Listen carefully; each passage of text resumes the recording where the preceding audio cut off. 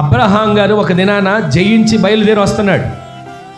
సొదొమ పట్టణం మీద జయించి తన వారందరిని తీసుకొని వస్తూ ఉంటున్నాడు. ఈలోపు మెల్కీసెదెకు షాలేము రాజు తనకు ఎదురుపడ్డాడు. ఎదురుపడి తనకు రొట్టెను ద్రాక్ష రసాన్ని ఇచ్చాడు.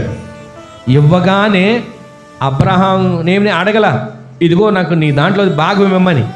వెంటనే అబ్రహాం గారు తనకు కలిగిన దాంట్లో 10వ వంతు తీసి ఆ మెల్కీసెదెకు షాలేము రాజుకు సేవకుడికి అప్పగించేశాడు.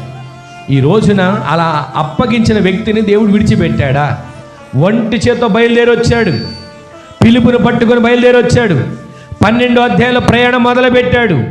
24వ అధ్యాయం వచ్చేసరికి అంటాడు, ఇదిగో అబ్రహాము వృద్ధాప్యలోకి వచ్చాడు, అయినను అబ్రహామును దేవుడు అన్ని విషయములలో ఆశీర్వదించాడు. ఆమె చెప్పండి, అన్ని విషయాల్లో ఆశీర్వదించాడు అంటే కొన్ని విషయాల్లో కాదు. ఈ రోజున మనం అన్ని విషయాల్లో ఆశీర్వదించబడుతున్నామా? లేదండి. కొంచెం కష్టపడుతున్నాం, దాన్ని సంపాదించుకోండి చాలు. కొద్దిగా ఇల్లు పని ఉంది, అది జరిగితే చాలు. పిల్లలు ఫీజులు కట్టుకోవాలి, అయితే చాలు. ఇంతేనా?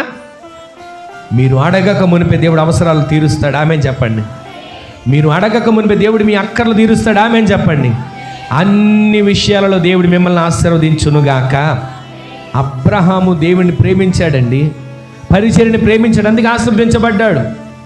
ఈ రోజున పరిచర్యని ప్రేమించిన మిమ్ములను, పరిచర్యని ప్రేమించిన మీ కుటుంబాలను దేవుడు ఆశీర్వదించాడా?